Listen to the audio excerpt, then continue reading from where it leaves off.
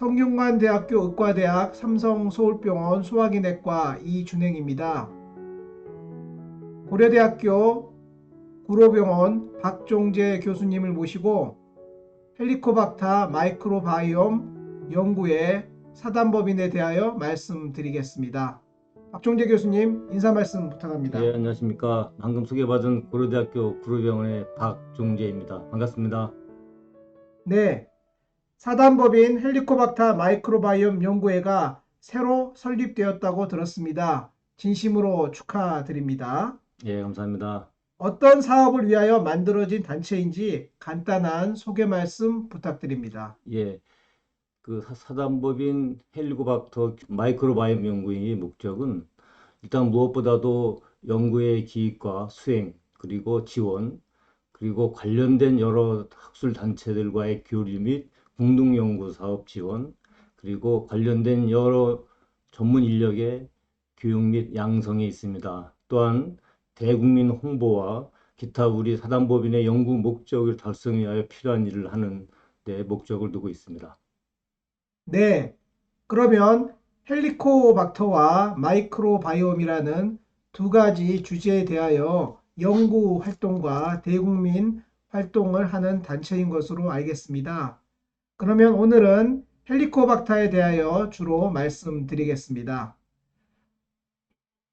교수님, 예. 헬리코박터란 어떤 세균입니까? 예. 일단 그 크기는 한 2에서 7 마이크로미터 정도 되고 특징적으로 몇 개의 손목을 갖고 있는 나선형 규제의 세균입니다. 이는 다른 균과 달리 그 증폭성은 적으나 운동성이 풍부한 그래서 그런 세균으로서 위 점막에 파고들어서 위 점막과 점액질 사이에서 살아갈 수 있는 그런 세균으로서 위염과 위암, 특히 저등급 말트 림프종 등과 같은 소화기 관련 질병을 유발할 수 있는 균으로 알려져 있습니다. 위에는 위산이 있고요. 위산에 의하여 대부분의 세균이 음, 사멸하는 것으로 알려져 있는데 헬리코박터균은 어떻게 하여 위내에서 생존할 수 있는지 설명해 주시면 예, 감사하겠습니다. 사실 위에서의 세균은 살아갈 수 없다고 되어 있습니다. 그런데 이 헬리코박터균이 위에서 살아가는 이유는 두 가지입니다.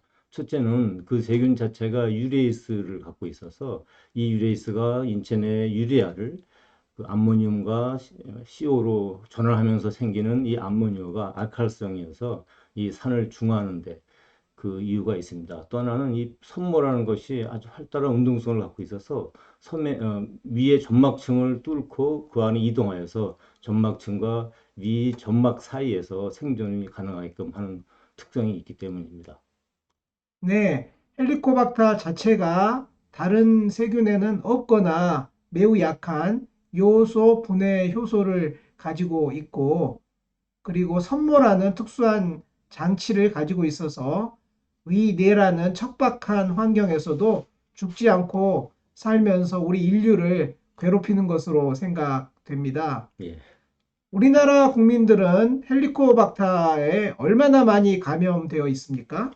초창기는 70% 이상이었는데, 요 최근에 한 50에서 한 55% 정도에서 감염이 되고 있습니다. 물론 아주 유아나 청소년에서는 좀 낮고, 또 나이가 드신 노인층에서는 좀 더 높은 것으로 알려져 있습니다. 네, 조금 전에 소화성 궤양, 위암, 위 말트 림프종 세 가지 질환을 언급해 주셨는데요.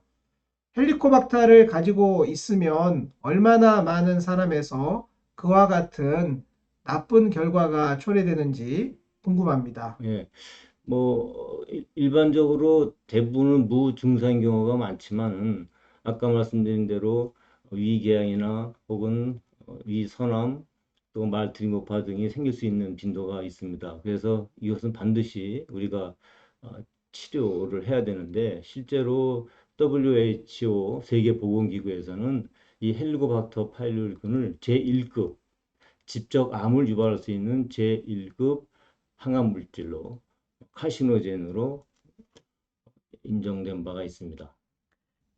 헬리코박터가 위암을 일으키는 세균인 것으로 되어 있다면 내가 헬리코박터에 감염되어 있는지 아는 것부터 시작해야 될 것 같습니다.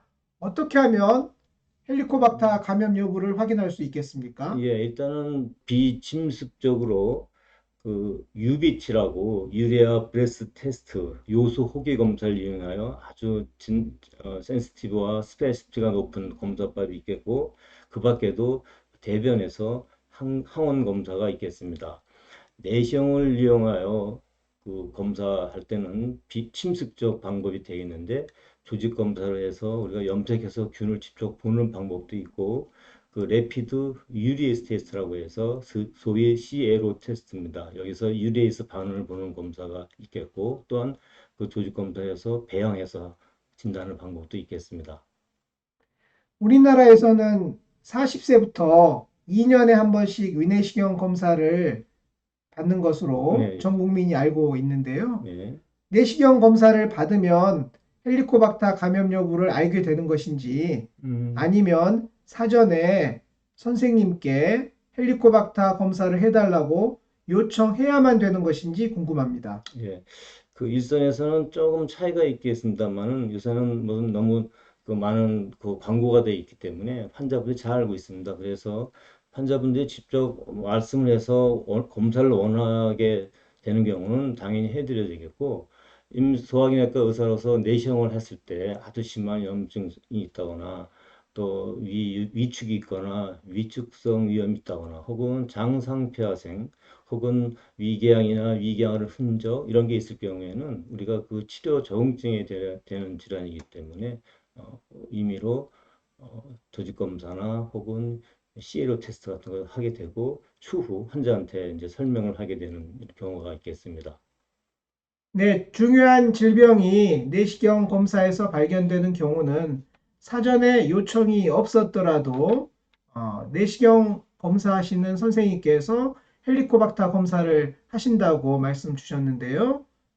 이상이 없는 경우에는 검사를 하지 않는 경우가 많습니다. 따라서 내가 헬리코박터에 감염되었는지 알고 싶다면은 사전에 검사하시는 선생님께 요청하는 것도 좋은 방법이라고 생각됩니다. 예, 맞습니다. 교수님, 네, 헬리코박터에 감염되어 있습니다. 네. 어떻게 치료를 하게 아, 됩니까? 예.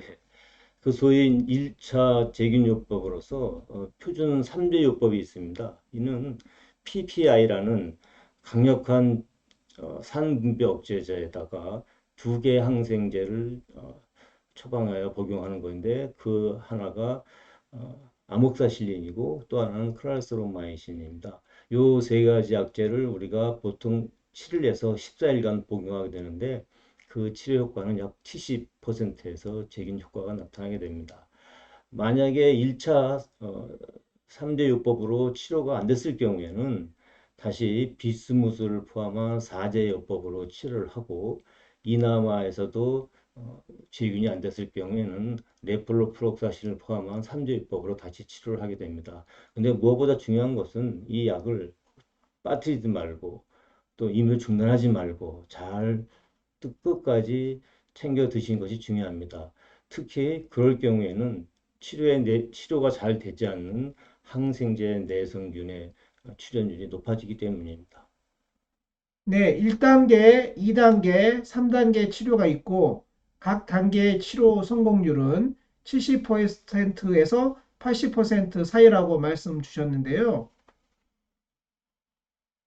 약이 생각보다 먹기 어렵다라는 이야기가 있습니다. 네. 부작용, 음, 설사나 음, 양냄새, 기타 다양한 힘든 증상이 있다고 유명한데요. 음, 부작용은 어떤 것이 있는지, 만약에 부작용이 발생한다면 어떻게 대처해야 되는지 음, 음. 궁금합니다. 예, 제균 치료 시 부작용은 뭐 사람마다 다양하게 나타날 수 있습니다. 흔히 그 미각 이상이라든지 가벼운 설사나 물분변 혹은 피부 발진이나 가려움 등이 나타날 수 있는데 이거는 대부분 일과성이고 심하지 않게 경과가 되고 있습니다. 그러나 약 한 2 내지 5%에서는 아주 심한 설사나 혈변 혹은 피부 병변 등이 나타날 수가 있는데 이때에는 바로 그 담당 의사 선생님과 상의를 해야 되겠습니다. 네, 몇 가지 힘든 부작용이 있으나 아주 힘들지 않으면 가급적 끝까지 약을 드실 걸 권유하셨고요. 혹시 혈변이나 기타 중요한 합병증이 있을 때는 의료기관을 방문하는 게 예, 예. 좋겠다라고 말씀 예, 주셨습니다. 그리고 이제 항생제 중에 아목사신이 들어가기 때문에 특히 페니실린 등의 알러지가 있는 경우에는 반드시 복약 전에 담당 선생님과 상의를 해서 처방을 받아야 하겠습니다. 네, 페니실린 약제를 드시고 부작용이 있었던 과거력이 있는 분들은 미리 처방 의사에게 말씀을 하시면 그러한 점을 고려하여 처방해 주실 것으로 생각합니다. 그러면 마지막 질문 드리겠습니다. 제가 헬리코박터에 감염되어 치료를 받았습니다. 가족들은 어떻게 해야 되는지 궁금합니다. 대체로 이제 그 감염 경로는 그 대변에서 음식을 통해서 가는 경우입니다. 그래서 주로 음료수나 물이나 혹은 야채 같은 걸 통해서 전파가 되지만 때로는 위식도 역류가 있으면 이 균이 치아나 구강 내로 역류가 돼서 이것이 다시 다른 사람의 구강을 통해서 되는 구강 전파도 있기 때문에 대개는 가족이 있을 경우에는 검사를 원칙적으로 해야 되지만 아직까지 우리나라의 문화나 이런 사회 관습상 그걸 다 100% 우리가 권하지는 않고 일단 우리가 알고 있는 그 지식을 전달해서 이런 경우니까 정보를 주는 겁니다. 그렇게 되면 나는 해야겠다 싶으면 원하면 해주고요. 일반적으로 다 가족이 있다고 해서 다 가족한테 다 검사를 받고 치료하라고 권하지는 않는 것 같습니다. 네, 헬리코박터는 주로 소아 때 면역력이 충분하지 않을 때 감염되기 때문에 성인 간의 전파 가능성은 다소 낮으나 그래도 성인에서도 전파될 수 있거든요. 가족들도 가급적이면 검사하고 치료받는 쪽을 권하는 의사도 있고 아직은 시기상조라고 생각해서 확인된 경우 본인에 한해서 치료하는 것을 권하는 의사도 있다고 말씀 주셨습니다. 예. 한 가지 제가 부원해서 강조하고 싶은 거는 우리나라에서는 위암의 빈도가 많이 높지 않습니까? 그래서 가족의 위암이 있을 경우에는 그 가족 위암 환자나 위암으로 치료받은 기억력이 있는 그 가족 구성원은 제 개인적으로는 모두 헬리코박터 검사를 받는 것이 좋지 않나 이런 생각이 듭니다.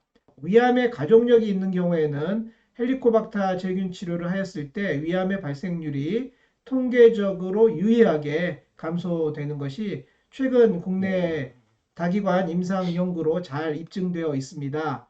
위암의 가족력이 있는 분은 헬리코박터 감염 여부를 확인하여 가급적 이른 나이에 치료하는 것이 좋을 것으로 생각됩니다. 예, 맞습니다. 교수님, 예, 바쁘신 와중에도 이렇게 인터뷰에 응해 주셔서 대단히 감사합니다. 아유, 아닙니다. 예, 감사합니다. 네. 여러분 또 뵙겠습니다. 안녕히 계십시오. 예, 안녕히 계십시오.